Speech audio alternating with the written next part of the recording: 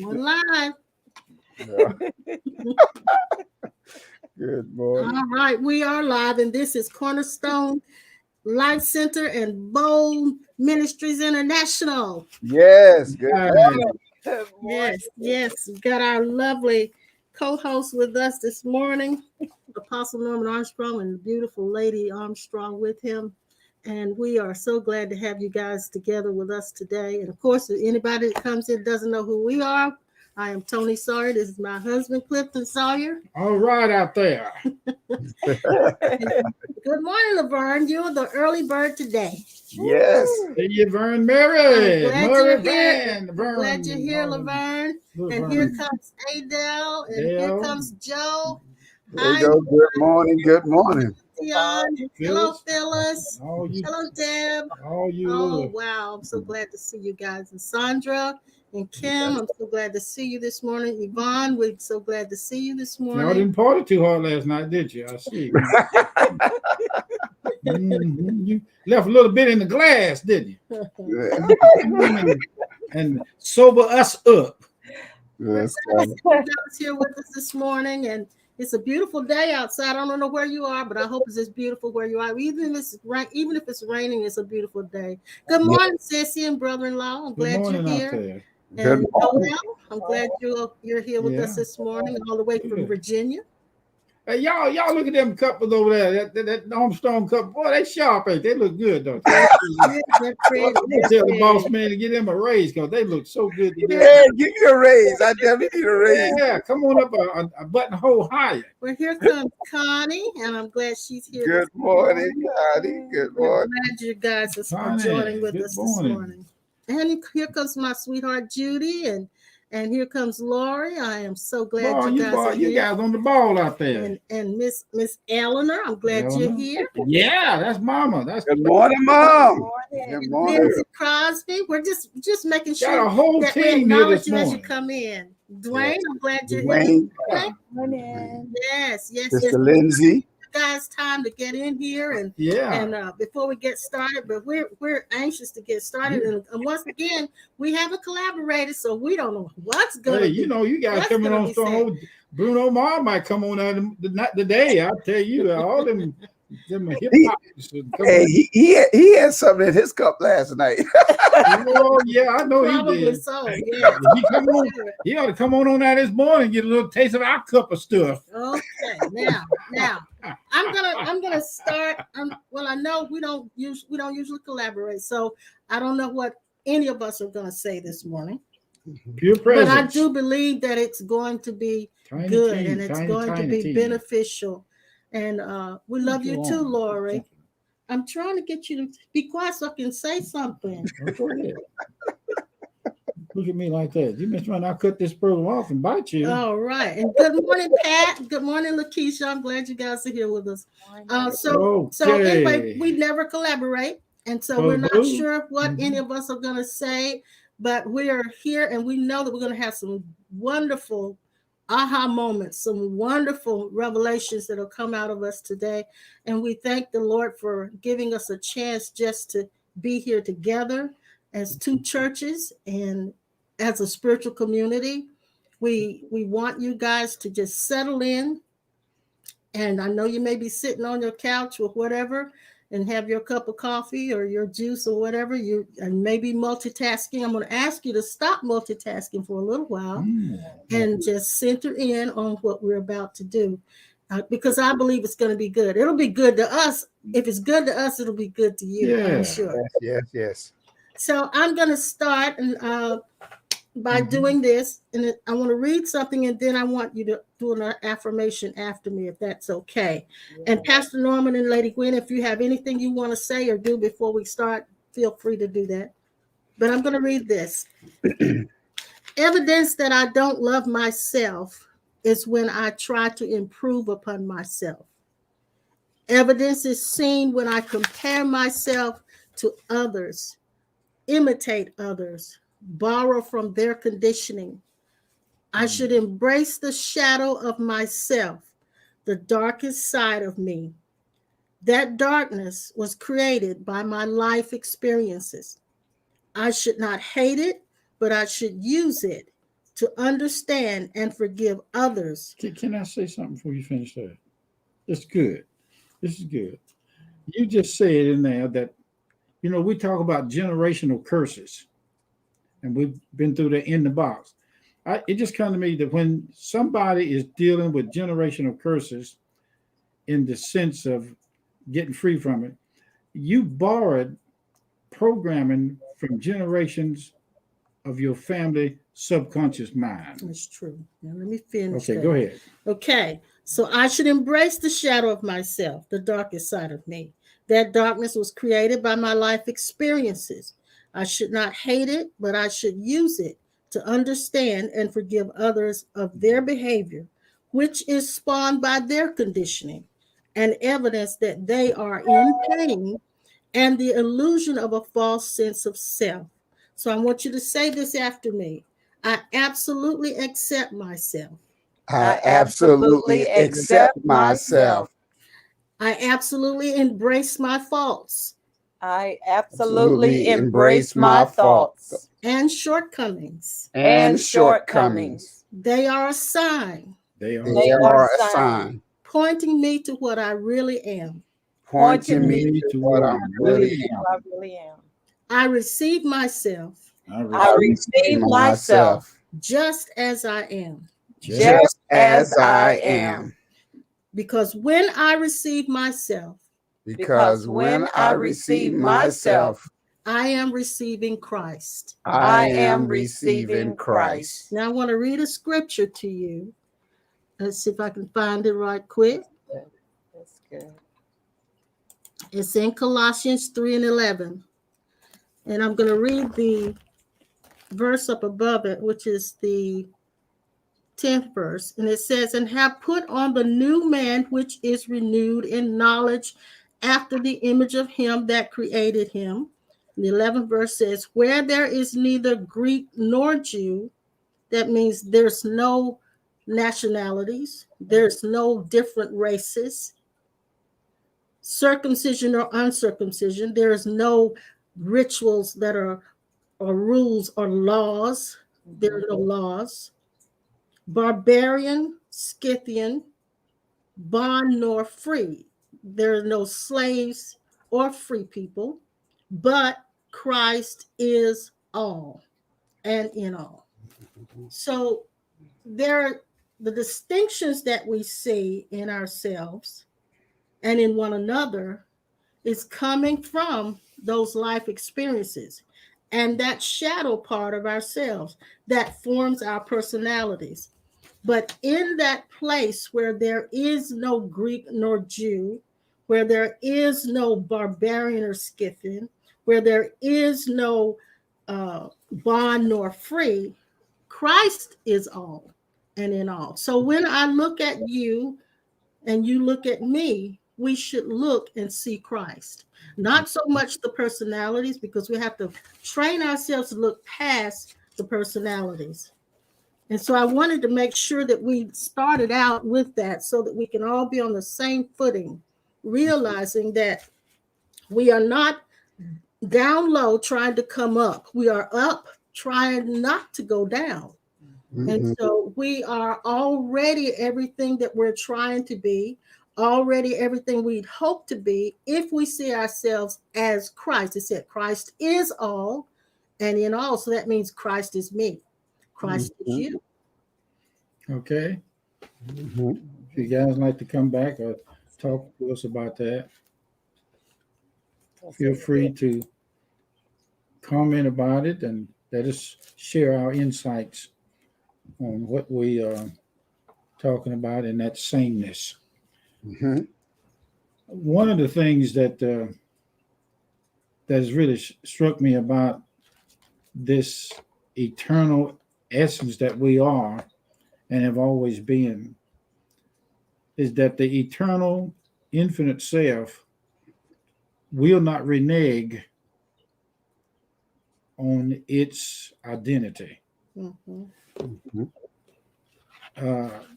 Pastor, you guys seem to be a long ways from us, you and the wife, but in the highest state of awareness, we are talking to ourselves when we talk to you. Mm-hmm. You and Lady Gwen use the stage name as we do, and all of us here on this journeyless journey. Heaven is no different than our true identity, Mm-hmm. which is beyond our birth certificate. Wow. Mm-hmm. This girl here got something growling, and I might need to let y'all stick a hand through the screen and bind her a little bit. That was our own. That was over women preferential treatment. That was generational. What kind of generational? I love it. My stomach is talking this morning, along with our mouth. Yvonne says that what we just said and shared was that it helped her. It helped her to understand herself. Okay. This really helped me to understand. Now, you divide yourself up in your thinking now, because we are talking I call it grown folks talk, but we're really talking about what we're doing is what we're talking about is causing everyone that's listening to go to the highest. And this is weird now. You gotta come out of your baby stage, your teenage stage, or middle stage of teenageosity, and go into grown folks mature, because another way to say it is to come out of the fall mentality. Okay, that's good. Good. Just come out of the fall mentality, because in the fall mentality, I have told myself things that are not true. Mm-hmm. And I have told myself that I would never get a certain place. I would never have this. I would never be this. So in that fall mentality, I have limited myself. In the fall, if in the story be true, in Genesis, the fall for Adam and Eve was not so much disobeying God from the tree, the fruit. Right. It was misplaced identity. Mm-hmm. Mm-hmm. And this is what families do. We call it high school reunions. Mm-hmm. All it does is pull up subconscious conditioned programming, and it brings it to the table, and we have banquets of flourishings and emotional subconscious memories of stories. Mm-hmm. These stories are designed by your ego and separating us to keep you from transcending to your highest energy, highest, I call it spirit of God self. Yeah.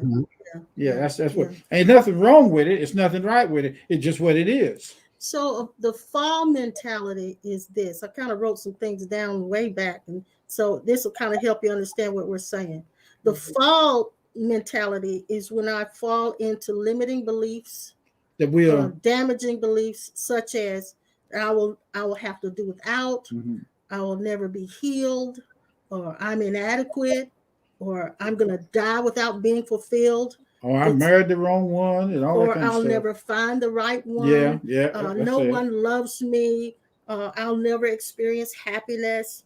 I'll never find my soulmate. That's real low energy. I'll never get ahead. These are internal dialogues as well. And they go on, carry on all the time. And beliefs that we often fall into, even when we're trying to be positive, those programs and beliefs are running in the background. And it's called credits. Another one is that I'm bound, or that nothing good will ever happen to me, that I'm an oddball, I'll never fit in, I'm afraid. All of those kinds of things are the fall mentality. That's when you're actually in a fallen state. Exactly. And you guys come back. Come on, talk to me if you can. Well, making reference to the fallen mentality, that we often refer to that as the carnal self. And the carnal self is basically when you're focused on all the things that would please your flesh, and so forth. And so you kept talking about maturing and growing up. Well, to read that same verse out of in an amplified translation, it says this, beginning with verse 10, Colossians chapter 3, verse 10, and it says, and have put on the new spiritual self, who is being continually renewed in true knowledge in the image of him who created the new self. Okay. A renewal in which there is no distinction between Greek and Jew, circumcised and uncircumcised, nor between nations, whether barbarian or Scythian, nor in status, whether slave or free, but Christ is all and in all, so believers are equal in Christ without distinction. Yes, yes. And so to help them understand that, what y'all sharing with us, again, like Bishop started off saying, as he's talking to us on this side, you're still talking to yourself, because there is no distinction in that realm of the spirit. There's no distinction in the realm of the true self, because all is spirit. And again, we've been sharing over and over again, God is the Father of all spirits, and we are created in his image, in his likeness. We have the same nature. We have the same character. Well, what we are guilty of while we're living beneath our privileges is what co-pastor Sawyer said. We have been operating and trained and conditioned to function and operate from the false self. Yes, yes. So, yes, and I want to point out something that Lori said. She says the shadow self, which we mentioned earlier, can try and keep you from loving another by convincing you that they are not compatible with you, when the person could be everything you're looking for. And that's true. So we can fall into that belief that that person is not the one, based on some image that we have, some fantasy that we have, that person is not living up to. And so that's very important. That's very insightful. Thank you, Lori, for saying that. Here's a metaphor. If you were to leave from this screen, and most of you guys where you are on your computer, and the thought come to you in the finite low vibrational frequencies, which is nothing wrong with it. It just you locate your attention. And while we're talking, your thoughts may go to, when I get through with this, I got to go to the grocery store.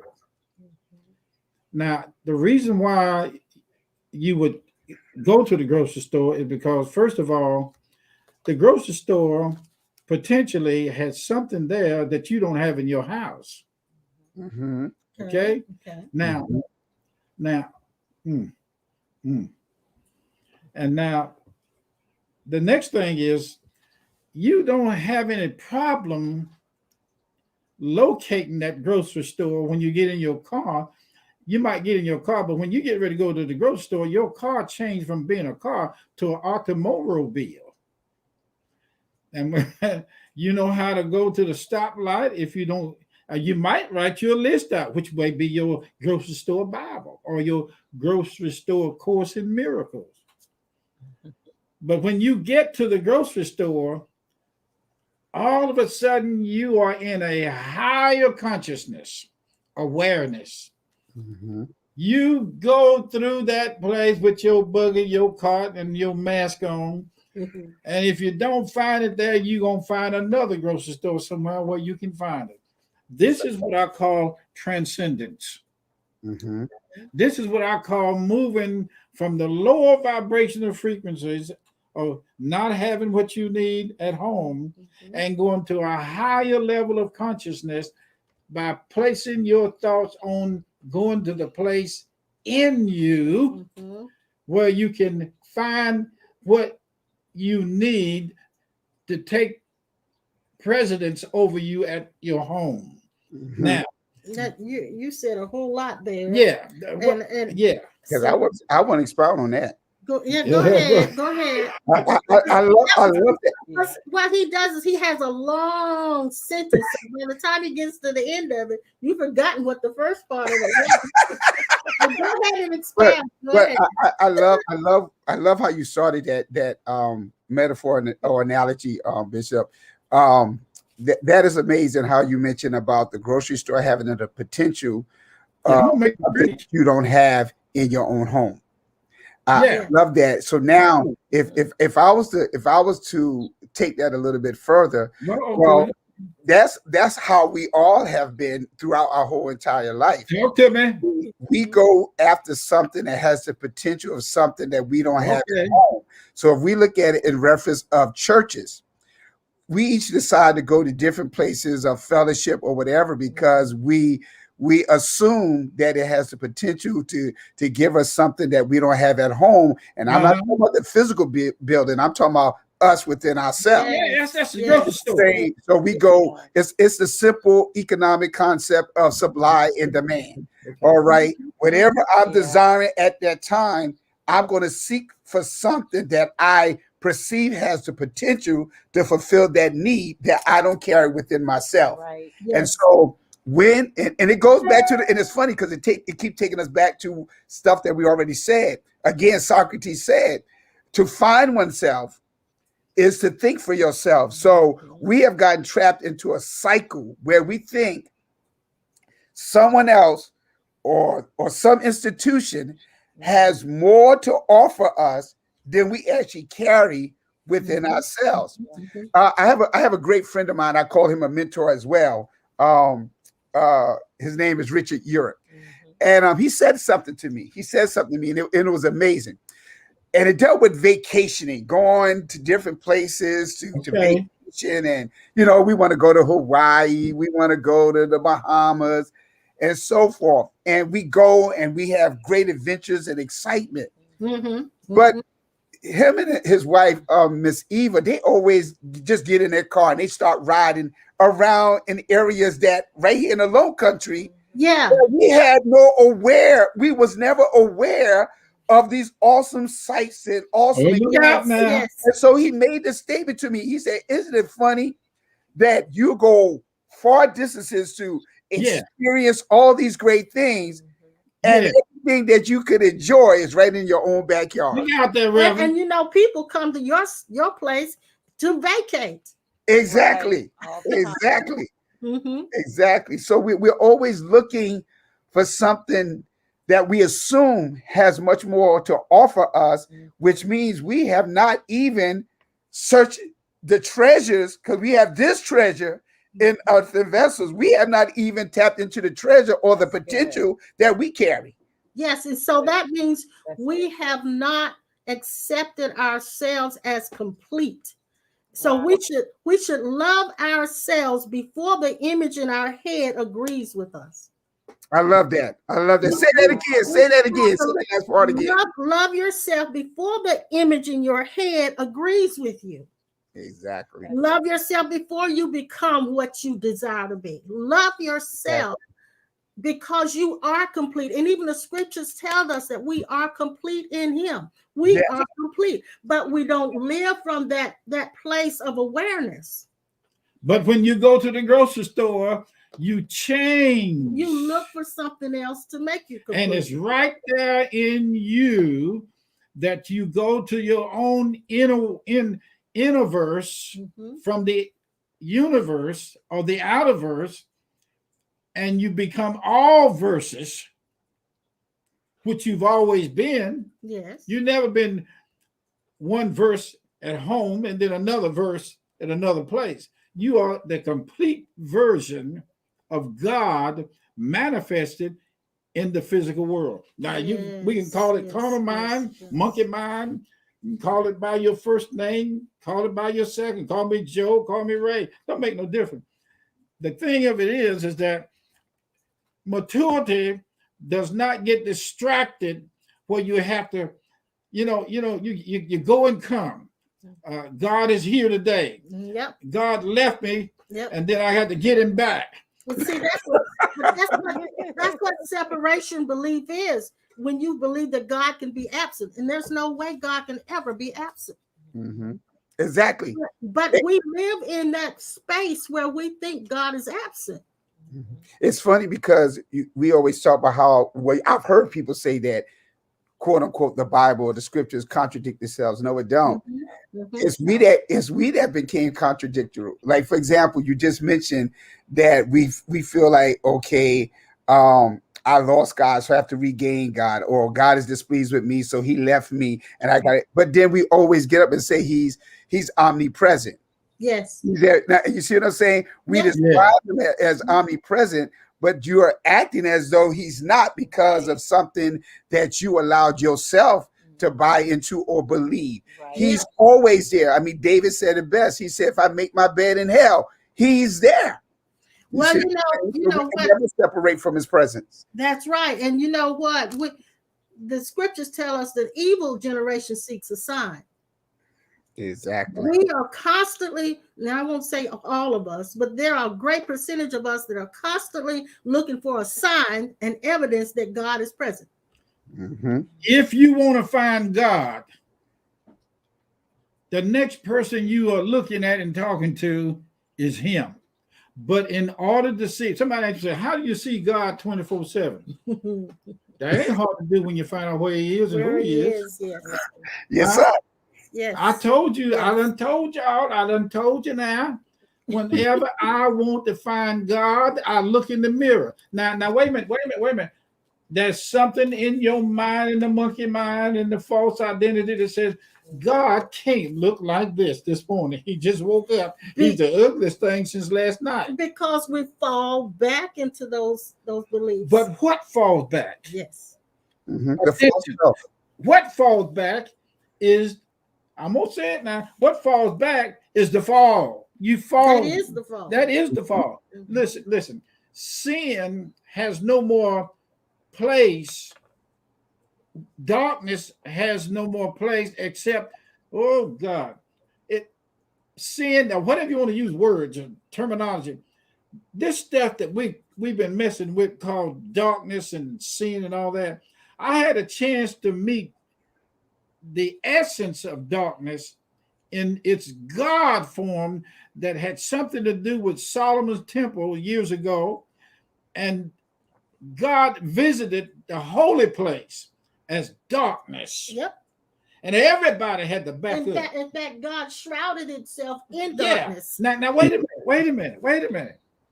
And so God is still shrouded in darkness. It's like I sung that song a little bit of rehearsal, a commercial years ago. A tisket, a tasket, what's inside my kind of shredded wheat. Muffin is the name. I done found out. Now you guys know it. I done found out what make my dog hunt. Mm-hmm. I done found out how my dog get the smell of the rabbit in his nose. Mm-hmm. I can understand now why a dog chase a fox up a tree. My dog is hunting, and a lot of people, when they get in the old day and they get a dog out in the woods and won't hunt, they kill him. Well, I ain't gonna kill nothing and won't nothing die. But if it die, I'm gonna bring it back to life because I'm gonna transcend all of this stuff like we're talking now, and I'm gonna go straight to the home place. That song said, "Coming home, coming home. Oh Lord, I'm coming home. I'm home." It may not sound good to you, but it sure feels good over here to know I can try to sing a little bit. You know what I mean? I'm going to walk this thing. And you know what? The more you go to your pure self, the lighter you will be when it comes time for you to walk the water. Now, I have to exactly. tell you something. Uh-oh, here you go. As long as Pastor can see Apostle Norman and his wife right there, he's preaching to them. That's his audience, but we remember you are still out there watching us. Hey, look. But you know to help them understand what's actually happened. I mean, Bishop talked about transcending, and I believe if we really read the epistles of Paul with an open mind, we can see where Paul transcended also.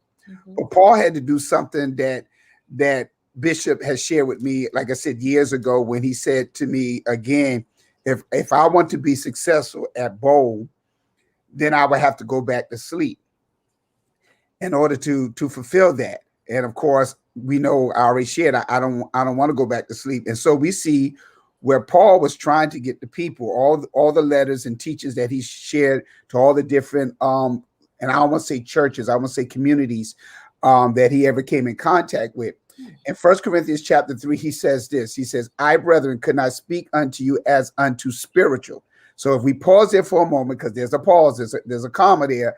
He wanted to speak to them at a higher level, a higher level of awakening, a higher level of awareness, because if we know his story, all the things that he was doing as he was persecuting, quote unquote, the church, and back then it wasn't known as Christians or church, it was known as the way. Anyone that was operating in the way, he persecuted them because he was closed-minded. He did not come to that place of awareness, but he had his moment of awakening on the road to Damascus. Yes. Now he's progressing. He's learning more. He's understanding more. He's becoming more aware of who he is. According to Galatians, once again, 2:20, I'm crucified with Christ. Nevertheless, I live, yet not I, but Christ that live within me. And the life that I now live, I live by what? Faith. So even him sharing that, some of them probably couldn't comprehend. So now, as he's writing to the church in Corinth, again, a situation where they had all these abilities, gifts, and quote unquote anointings that they began to create these cliques and operate in duality. So he says to them, I came to speak to you at a level, a spiritual, a mature level. But he said, but as unto carnal, even as to babes in Christ. So now I have to come down to try to help you understand, because you're not operating as a mature being. You're operating as still your false self. So he helps them understand. He said, I have fed you with milk. That was in times past, and not with meat, for hitherto ye were not able to bear it. So we deal with some people that cannot wrap their minds around what is sharing, because they're still yet operating in the fall mentality. Then he says, neither ye yet now are you able. Now, verse 3 is the key. For ye are yet carnal. You're still operating from that fallen mentality. For whereas there is among you. Now he's giving examples to prove to you that you're operating at a lesser self than what you should be operating in. He said, for whereas there is among you envying and strife and divisions, are ye not carnal and walk as mere men? So he's showing them, if according to what y'all have been sharing us, again, if Gwen is me and I am her, we're operating, there should be no division. There should be no strife. Because what individual rise up in the morning being mean to themselves or attacking themselves or cursing themselves, when you do that to someone else that you perceive that is separate from you, then you're operating at a lower frequency. You're not operating in your true identity, because in your real self, there is no division. There is no comparison. There is no competing. We are, according to Galatians, what we just read, and out of Amplified, we are equal. We're on the same plane. There is no difference or no distinction. It's only when we operate out of that fallen self or carnal mindset. Yes, and when we see ourselves as Christ and we see others as Christ, in that same passage that I read earlier, underneath that, the rest of that, in the 12th and the 13th and the 14th verses, it says, after you realize Christ is all and in all, put on therefore as the elect of God, holy and beloved bowels of mercies, kindness, humbleness of mind, meekness, long-suffering, forbearing one another. That means putting up with one another, and forgiving one another. If any man has a quarrel against any, even as Christ forgave, so also do you. And above all these things, put on charity, which is the bond of perfectness. And in one translation, it's the bond of unity. So until I'm able to see Christ in everyone, including myself, there won't be any unity, because I will be looking at their conditionings. I will be looking at my memory of what they are to me. And if they have ever offended me, that's what I will see.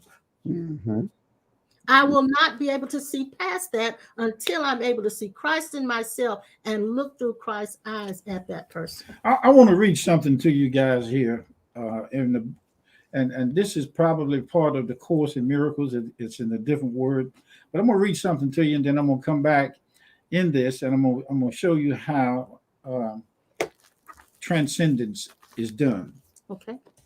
Over in the book of Luke, I really don't like to use things, but I just, some people have to have for the sake of others. Okay. Yeah. The angel of the Lord in Luke, the 29th verse of the first, I think the first chapter. And an angel of the Lord appeared to Mary. And when she saw him, she was troubled at his saying and cast in her mind what manner of salutation this should be. The 29th verse. Okay. Mm-hmm. Now, his transcendence. I'm reading this out of the book. Mm-hmm. But when I go to the grocery store, music went off. I must have hit a note there somewhere. Did y'all hear it over there? Yes. That's my laptop. It just went off. I must have hit a nugget somewhere in there. And when you get to this place, you notice that in the grocery store, as more people there looking probably for the same thing you're looking for. That old song that Mary Wells used to sing long time ago. The Isley Brothers. I'm looking for love. Whoa, I'm looking for love. Then say, I'm looking, and I found it. I'm looking everywhere. Everywhere. I'm looking for love here. I'm looking for love in the wrong places. But, yeah, that's right. That's right. Now you go ahead with it. I'm going on now. Okay, hold on. And the angel of the Lord. And see what I'm saying is these people in the grocery store, they are all in a state of awareness. They had to leave one state to go to another state and call it Jimmy Sway said the New United States. In the church, in our circles, we called it going to the next level. I call it now your real estate. Mm-hmm. Real estate. Mm-hmm. Now, wait a minute now. You can't, I'm sorry to have to tell you this, but it's the truth. You can't lose God but one way, and that is going back to the lie. That God is absent. I tell people all the time, when God took Adam or us and formed the first body in the physical realm out of the dust of the ground. Now, I tell people this when I'm doing marriage ceremonies, and they only need with the communion. I said, look at each other. Look good at what you see on your knees. I said, this is the last time you're going to see two. And at the end of the ceremony, I'm going to say to them, salute each other. Yeah. Now, when God finished making the body of Adam from the dust of the ground, this is the story now. God leaned down from inside himself after walking in the cool of the evening, put his mouth over Adam's clay. And John 7:37, someone said, and he breathed on them and said, receive you your true identity, which is the Holy Ghost. Mm-hmm. And he said, he blew inside of that clay his self. Yes. And that self that was blown in there was the breath of God. When you leave your body, you're going to take that breath with you because you are the breath. You're the motor that keeps the apparatus going. Yes. You are the life of God. Now, in Mary's case here, that came to Mary was the voice of the Lord, but it was in a form of a light being.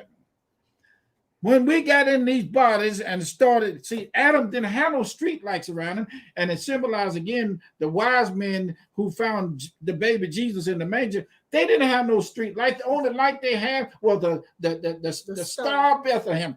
And the star Bethlehem, I've met that star and that light being in the council chamber many times. But let's go on now. This light being that Adam was illuminated the garden. Yes. He was all the light. It was bright, so bright, yes, that he became an orb of light that lit up the garden. And let me tell you something. He didn't turn it on and turn it off. Mm-hmm. If he did, that's because he knew something or enough about himself. When Jesus appeared to us years ago for the first time in that particular area, he turned his glorified light, like you go in a room and you hit that switch or you clap your hand and the light bulb, go down and up. Mm-hmm. He turned himself down so we could look at it. So we could look at him physically. Look at it. Mm-hmm. But I could tell. Let me ask you a question while you're talking about that. So could it be possible that when they fell, when we talk about Adam and Eve, according to Genesis, could it have been possible, because we are light beings, right? That's all we are. Could it be possible that when they realized that they were naked, that the light that was around them had diminished, and they were able to see something that they were never able to see before because of the shift of their consciousness? That's right. Well, let me add this, Pastor Norman. You remember when Jesus had already been crucified and they were walking with him on the Emmaus Road, and it said their eyes were holden. In other words, they were so transfixed on the events that have been taking place that it actually caused them not to be able to see that Christ was there. And so when they were in the garden, what happened was they became transfixed on the fact that they were naked. They became transfixed on the fact that they were now in a garden and they felt like they were alone because they fell into that belief that God was not in them and them as them. So when that, and you can take your thumb and put it up in front of your eyes when the sun is shining, and you can actually hide the sun, even as bright as it is. So it's because our eyes are holden that we miss God. And it says in one scripture that we are alienated by ignorance. Exactly. Wow. Exactly. Okay, now hear this. When he breathed the breath of life into that clay, here's the mystery behind it. He blew Eve out of himself into himself as a clay body. When Eve came out of him, she you made me think of something. He gave birth. he gave creation and evidence that all of us are carrying people around inside of us. If you were on the Mount Transfiguration, which you were, standing there, and which you were, Peter, James, and John, and Jesus, and you were, all Moses and Elijah did was step from the inside of Jesus to the outside and turn around and look at themselves. Now listen to this. You carried Miss Gwen and I carried this lady inside of me, but they were in the form of energy and lightness. Okay, here it is. Wow. Now I wonder how Adam named Eve as the mother of all. When that woman stepped out of him and he turned around and looked at her in the fullness of light, he said, "Whoa, man, what a deal." I knew you were going to say that. And so she's been called woman, meaning a wound that came out of the womb of man. Now you make me think of something, because I went back just to make sure I wasn't thinking incorrectly. Okay. But there was only one clay body. Oh, glory be to God. There was only one clay body. That's the illusion, ain't it? Eve's body came out of the flesh, was part of the flesh of Adam. That's right. Yeah. Exactly. That was bone of his bones and flesh of his flesh. Yeah. She was Adam. In fact, God called them both Adam. That's right. Exactly. God didn't name her Eve. That's right. Adam did. God called them both Adam because there is no difference. That's right. Exactly. They were twins. No male or female. Exactly. No male or female. Hot dog. And what's awesome, because I often thought about it, and this first time we hear it in doing it, the moment of creation, he caused Adam to go to sleep. Uh-oh, anesthesia. So now I have to ask myself the question, critical thinking, why did he have to put him to sleep? Okay. At the same time, if we're created in his image and in his likeness, at that point, when he breathed himself into Adam, Adam became a living soul, or also a thinking entity. Yes. Which means God was able to create Eve from the imagination of Adam himself while he was sleeping. Yes. So he took of Adam, like co-pastor said, the one clay. He didn't form another body. Based on the story. So from the mind of Adam himself, that's why God called him Adam, both Adam, because again, God don't speak in separation. He speaks in oneness. And so he separated Adam from Adam based off of what Adam and molecule. Adam viewed himself as a female. Yes. And so he pulled that feminine identity out of Adam and the partner. So that now they can procreate, create others. So again, I love this because it's funny. Now God himself, he creates two out of one because of the thinking because he said it was not good for man to be alone. Why? The mindset of Adam.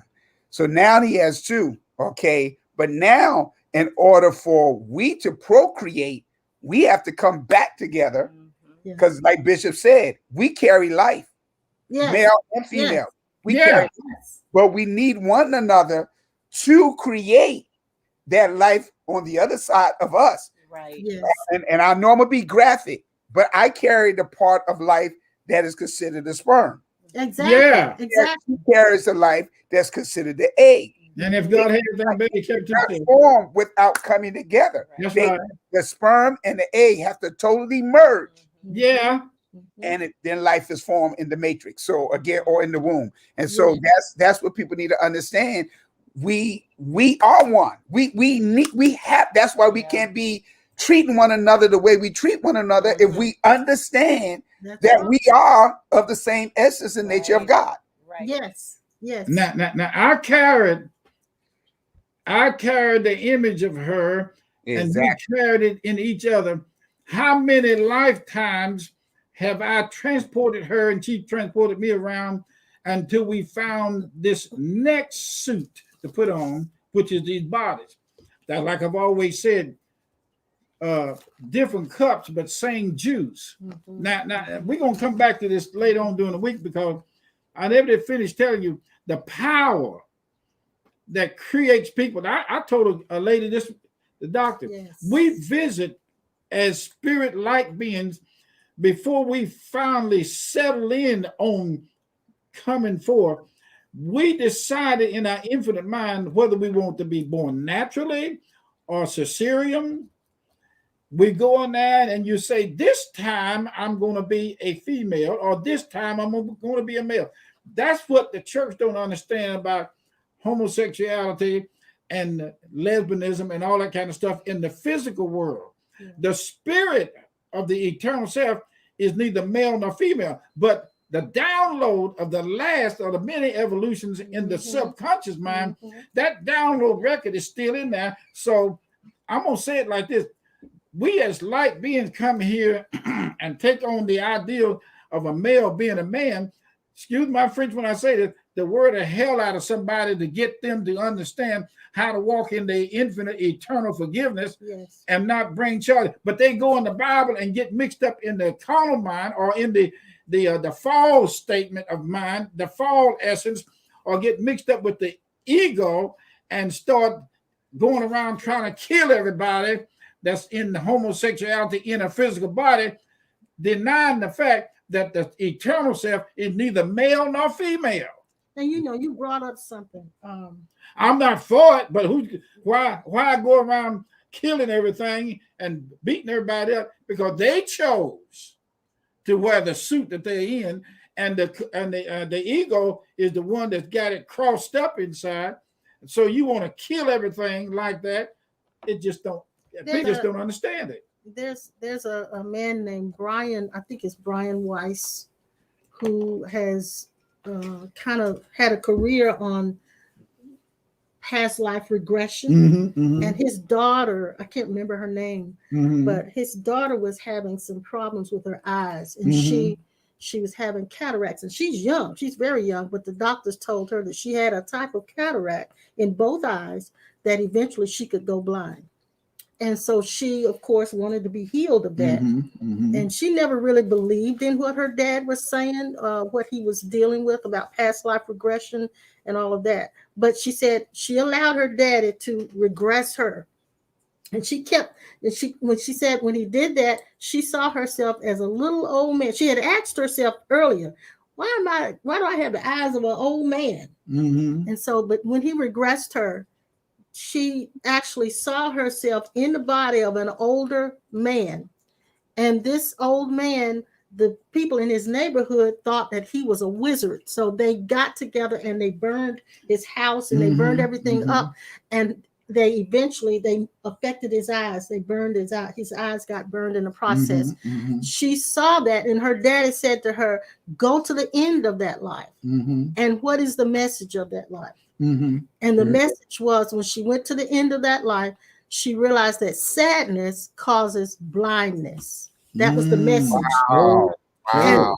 And she came out of that her dad had regressed her back to. And after that, her eyes were completely healed. The cataracts were gone. Just from her knowing that this took place in a previous lifetime, and it affected and has come over as residue into my current lifetime. But the message was sadness causes blindness. And when she understood that, she dealt with her own sadness, and the whole condition went away. And she said this, she said, yes, it could have been some other reason for the healing of my eyes. I don't know. She said, but I don't care, because after that, I was healed. Wow. Well, that brings up the question, why is it recorded? And I believe Solomon, the one who recorded this, laughter is medicine to the soul. I mean, it's a scientific fact that a lot of the physical ailments that we deal with comes from toxic emotions. It's not cancer, it's not diabetes or any other things that's the number one killer. It's stress, and stress to me is toxic emotions. Yes, and we talked about it Thursday when we talked about how that the doctors can't say why we have a certain condition. They can't find any cause for it, but we still have it. So it could be all of those things, and not dealing with our internal psyche is where the problems are. We don't deal with stuff. We stay too much on the surface. And so if we would, instead of just saying God needs to heal me, God heal me, why don't I look into myself and say, okay, what is it what's the root cause of this sickness in the first place? Exactly. And that's good. Buzz Worthy is making a statement there. Yeah. Hey, Buzz. Do you have any thoughts about persons with physical disabilities? I do, but our time is about run out here. It is. And I want to expound on that. You see, I say this to all of us that are listening.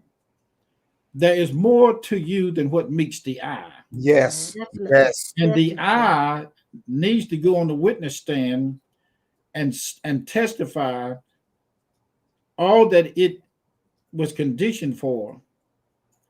And I need to be embraced with the fullness of I's identity. Starting, see, first of all, I'm going to say this to all you guys. In your eternal self, you were never created. True. The infinite you was never created. I don't care if you, I'm going to be blunt with you now. If you accept Jesus Christ, fine. If you don't, fine. That's all. I don't have any problem with either one of you, either side of you, because I done found out something about the mystical side of every man in the universe. Yeah. Everybody is an eternal being. I'm sorry. If you think you're going to commit suicide and wipe yourself out, you made a big boo-boo. You might go ahead on and find you a 50-foot water hose and get you 50 golf balls and suck every one of them through the water hose, because you ain't going to die. And I'm sorry, if you think you're going to, because you can't die. If you're going to end this eternal, look up the word eternal and infinite. and apply it to yourself, your real self, and you will automatically go into transcendence awareness. I don't care, go put your body in a green suit, a purple suit, bury you in a Cadillac or a Volkswagen, put a horse on your back, or you ride on the horse and bury both up in the ground. You're going to be standing outside the body looking at the whole thing when it's over. I've been to funerals. Wait, let me finish this right quick. Okay. I've been to funerals, and after I come home, I look back over the eulogy and the funeral, and I can see the departed loved one walking in the midst of the processional family. When they get ready to sit down, the person who they going to see that's supposed to be departed is still walking with them. Like Jesus appeared after his resurrection. This thing is too easy. A fool and a wayfaring stranger should not err in this kind of stuff. Yes. Go ahead. I just want to do a shout out to our sweetheart Vincent in California. Yeah. Who said bad emotions, bad connections. Good emotions equals good connections, God's connection. And then he says, let go of bad connections and be free. Thank you, Vince. Thank you. Let me say this right before we go. I'm learning how to live in my other compartment self. Your other compartment. When I say other compartment, look, I know that a dog can't have a cat, and a cat can't have a chicken, and a duck can't have a honeybee. Okay, so now wrap it up. When I wrap this thing up, I and you and our real self came from God. We were never born and can never die. I want you guys out there to be born of God, like what you just gave an analogy of. To be born of God has to be a God born from God. Right. Now listen. The more you go into this thing of your, we're not letting Norman say anything. I'm gonna stop you in a minute. I want this thing. It's time for you guys to get used to bad thoughts, ugly thoughts, mean thoughts, and not marry them. True. The more you wake up to your true identity, these ugly things gonna get worse until you find out, or they find out, that you are no longer swayed by them. Now, Pastor Norman, if you got anything to say, please go ahead and say it. I'll say this, and then I'm gonna let Gwen say something. If we all could come into the realization that our life itself is a combination of the decisions that we make, then we also can decide or evoke the emotions that we desire to have. And so what am I saying? If whatever I desire life, or whatever destination, or whatever is my main focus, then I need to create the feelings as if I'm already there. And if I do that, then I will have that manifestation. Yes. Okay. Pastor Norman, do you want to have your people put up how to give to bowl? Miss Gwen. We're gonna let Gwen say something. Yeah, I was just going to say real quick, I was reading in 1 Corinthians 14 and 20. We talked about maturity, and it says, brethren, do not be children in your thinking. Yes. Yet in evil be infants, but in your thinking be mature. Yes. And I remember growing up in a household with 9 children. When our mother kept our children, she would always use this term when they started to walk, lonely baby. And I would ask her, what did that mean? What did that mean? She said, I'm teaching them to walk alone. And she would always say, come on through, when they were like, that's good. And I'm like, what? She said, I'm telling them to come on through in life, whatever it is. If there's an obstacle, come on through. And I come on through to yourself. Yes, your real self. You're coming into yourself. Our mother always used that lonely baby. And our kids, some of them grew up teaching. They still teach it. It's still in our family, teaching them to walk alone, to walk in maturity. Every age you should be mature. Yeah, release. Lonely baby. Walk alone. Come on through. Come on. I love that. Thank you so much, Lady Gwen. Come on through. Yeah. Yes, God. Dog would listen to me. Come on through.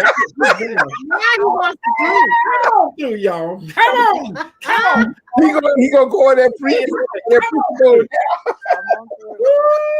That's a good word, Lady Gwen. Come on through. You're making it. Take the next step. That's it. Transcend into that place that you never left. That's it. Oh, come on through, girl. Lord have mercy. I'm gonna run around this house, man.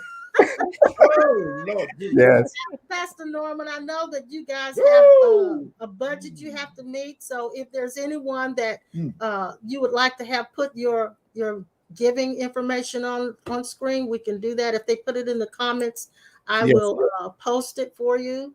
Okay, well, if Adele, our executive pastor, is still on there, I'm going to ask her to go ahead and do that. But I could just real quick, just briefly share a little bit. If you want to continue to be a blessing unto Bold Ministries International, these are the ways that you can give. We have a church app. It's $ Bold Ministries Church. Once again, that's $ Bold Ministries Church. That is our cash app. You can also give by way of Givelify for those of you that have Givelify on your smart devices. We are still yet known as Bread of Life Deliverance Ministries on Givelify. Just make sure that it has the address 222 White Street, Monk's Corner attached to that. That would be us. At the same time, you could text to give. Our text number is 73256. Once again, 73256. Type in BOLDM $ and the amount. Then for those that still yet not comfortable with digital ways of payment, you can also mail your financial support to Bold Ministries International. That's right. Our P.O. Box for our mailing address is P.O. Box 565, Monk's Corner, South Carolina, 29461. Oh, wonderful, wonderful. You guys bless Pastor Norman and his wife and their ministry, and thank you for supporting them. And of course, if you need to give a cornerstone, this is how you do it. And I think Jill has already posted it in the comment section for you. But you can text CLC Greensboro to 73256, P.O. Box 36259. That's for the church in Greensboro. You can see it there on the screen. Or if you have the capability, go to the website, The Cornerstone Life Center, and there's a donate button there. You can click right on it. It'll take you right to it, and you won't have any problem at all. For Pastor and myself, you can do Cash App. That's $A Sawyer C, or PayPal me /ACE Sawyer 72. So we're hoping that you guys got a whole bunch of stuff out of what we said today. We enjoyed always being with Pastor Norman and Lady Gwen. And this has been so much fun doing this. And we have to do this again in the future. I won't say we'll do it next Sunday, but we'll do it again. Don't forget what you said. Come on through. Yes, what was it? Lonnie, baby. Lonnie, baby, walk along. Come on through. Come on through. I can feel the power of God coming through. I can feel the knowing of God's wisdom and insight. Come on through. When I say come on through, I can see Lazarus coming out of the grave.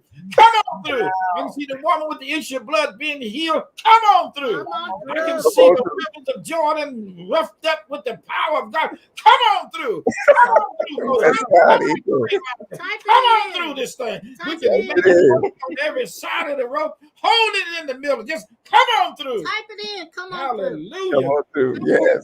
Come on through. Don't hesitate. Don't hold back. Pour this thing through. You got the power of your true identity inside of you to wake up to anything that you want to wake up to. Now it's time for you to come on through. Come on through. Well, hold on a minute. You're going to pop it a minute. I done popped. Right, type this in. OPT. Come on. Yes. OPT. Come on through. You know what OPT is again? OPT. Come on through. Over generous preferential treatment. Over generous preferential treatment. Yes. I could kill a rock record train and dare a piece of iron to catch rheumatism. They typing it in. They typing it in. They typing it in. Yes. Come on through. Yes. They're typing it in. That old song, Pastor Norman said, can't no grave hold my body down. Oh, yeah. Come on there. Hold my body down. Come on through. I'm coming out of the ground. Can't nobody hold my body. Can't nobody hold my body down. Boy, no grave. Well, can't no grave, whatever it is. My God. That's right, Laverne. OPT, come on through. There you go. OPT, come on on through. Y'all better be glad I ain't in the brick and mortar. I'm ready to preach now. Well, it's too late now. Too late. Too late. We will be back. Hold up. We will be back. Cornerstone will be back Tuesday at 7:30. And Pastor Norman, you'll be back on Wednesday. Is that correct? Wednesday night at 7:30. Wednesday at 7:30. And then we'll both all be back on Thursday at 2:30. Yeah, I don't know about Lady Gwen on Thursday, but we'll be back on Thursday at 2:30. And then again, of course, next Sunday. Yeah. We'll go back to our regular times on next Sunday. We'll be at 10 for Cornerstone, and Pastor Norman will be at 11. And put your time in, go payday coming at the while. Yeah. Yes, sir. Yeah. We're going to form a choir. Jesus on the main line. You don't have to tell him what you want. He already know what you want. I'm a hire Bishop. When we do this again, we're gonna have Bishop do praise and worship for us in the morning.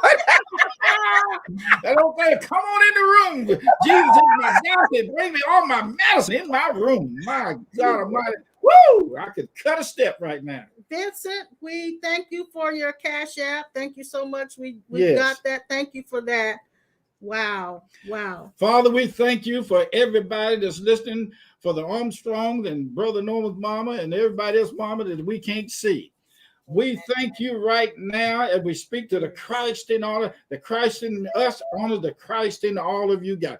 Yes. Somebody's home and they're coming through. Yes, God. Come on through, y'all. I'm telling you the truth. It's time for us to rejoice. And look, don't lose it. When we go off of the air, don't lose it. They're not going to lose it. Just stay right there in that. Going to lose it. Stay there with the smell of the rabbit in your nose. They're not. Yes. If they don't remember anything else, they're going to remember, come on through. You know what? That's it. They say that every single day when they rise up in the morning.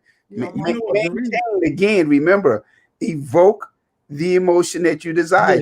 You do not have to allow your situation, your circumstances, no one can cause you to think the way you have to make that decision. So again, going back to what we talked about Thursday, when you wanted to ask the question about joy, I have to evoke. It's not created from when no one. I have the ability to create what I want to feel like in the morning. So that's all they got to do is make that decision every morning. I'm coming through. Come on through. As a matter of fact, put your name in it. When you rise up and morning, say, "Come on, Norman. Come on through. Come on." Hey, Lori says. Come on through. Lori says we won't lose it.